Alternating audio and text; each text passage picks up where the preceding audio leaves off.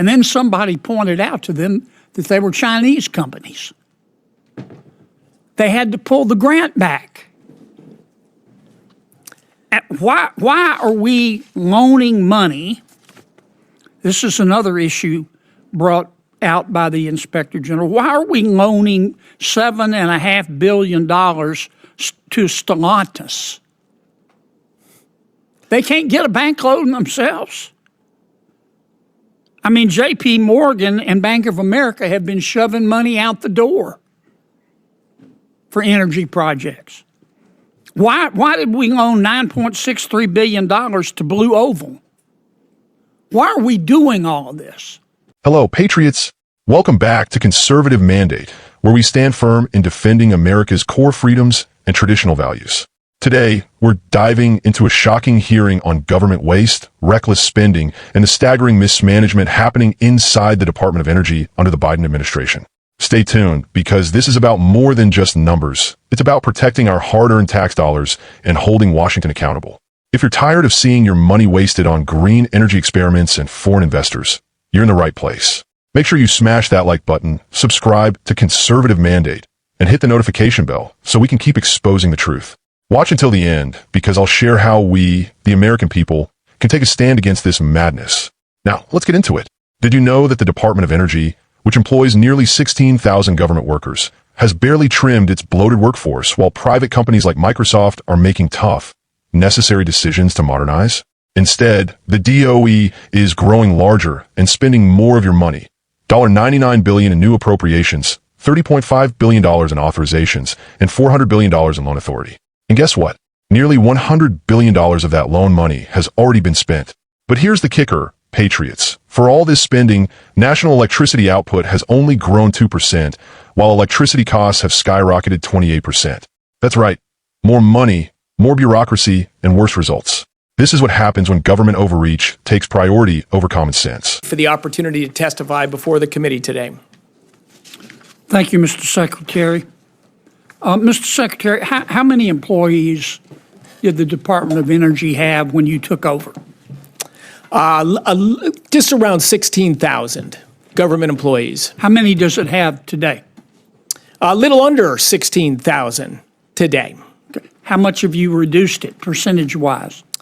So far, only a relatively small amount. We are looking at larger reductions, and as Senator Murray mentioned, we have offered voluntary plans and programs for people to be compensated by the government as they transition to another career. We've done this slowly, carefully, with a lot of engagement with people, and while looking at how to restructure our department. So the ultimate reduction in workforce will be larger than it's been today, but today our payroll has barely moved. Most entities in the private sector of the size of the Department of Energy know how to modernize and downsize, do they not? It's essential to survival as a business. If you want to roll with changes in the marketplace and the business, you better be ready to change your organization. Okay. I just read recently where Microsoft, one of the most successful companies in the world, is going to reduce its workforce by 6,000 employees. Do you think that's going to be the end of Microsoft? No, it won't be the end of Microsoft. These are, I will say, these are the hardest things to do, whether it's in a company or a government agency. You know, these are people's lives, and our department is blessed with tremendous men and women who've made enormous contributions. But you're right, Senator Kennedy. We have to look at it critically and right size and align the organization to the missions and challenges of today. Let me ask you a couple of specific questions, Mr. Secretary. As a result, we had a party around here under the Biden administration. And when you have a party, you have to pay the band when the party's over. As a result of the party,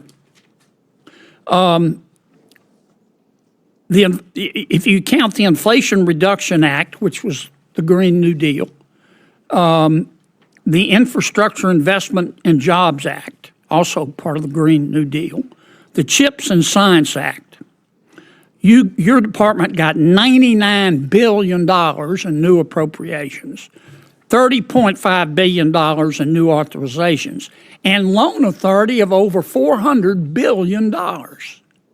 How much of that $400 billion authority to loan money did the Department of Energy use? Nearly $100 billion. Nearly $100 billion. Thank you for making the point that more money, as is shown in your graph and the numbers you quoted, and more people, that headcount in the department grew over 20% during those 4 years. Our electricity output of the nation as a whole grew about 2%.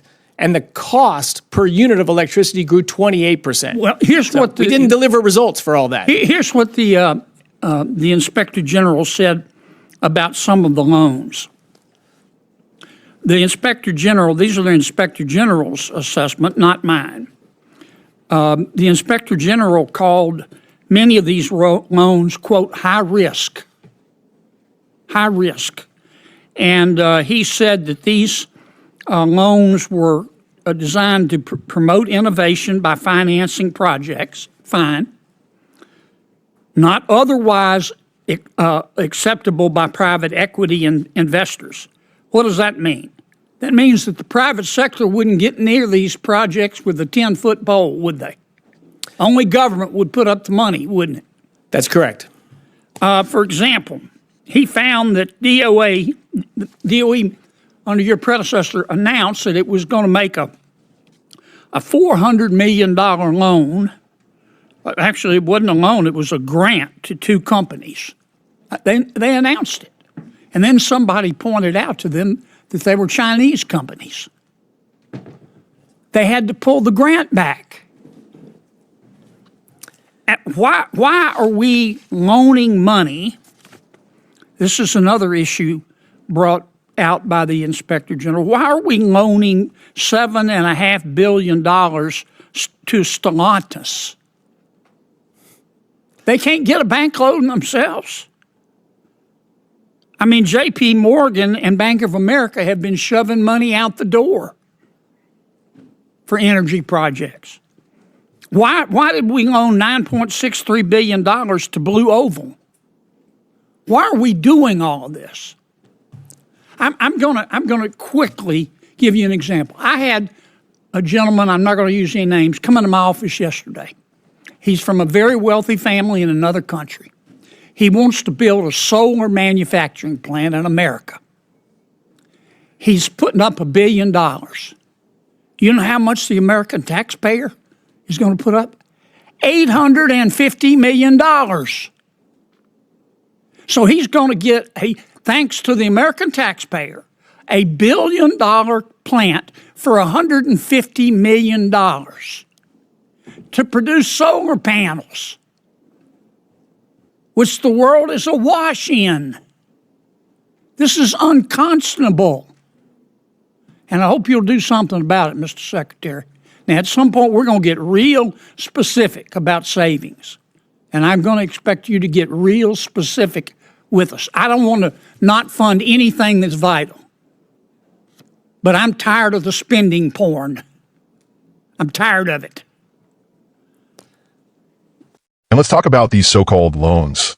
The Inspector General has called many of them high risk because these are projects that private investors wouldn't touch with a 10-foot pole. Why? Because they're destined to fail without government backing. For example, the DOE almost handed $400 million to Chinese companies. Yes, you heard that right, Chinese companies, until someone pointed it out and they had to backtrack. Here's another outrage. The DOE loaned $7.5 billion to Stellantis and $9.63 billion to Blue Oval, companies that couldn't even get loans from major banks like J.P. Morgan or Bank of America. And if that's not enough to make your blood boil, how about this? A foreign investor wants to build a solar manufacturing plant in America, putting up $1 billion, while U.S. taxpayers are footing $850 million of the bill. So he gets $1 billion plant for $150 million, and you're left paying the rest.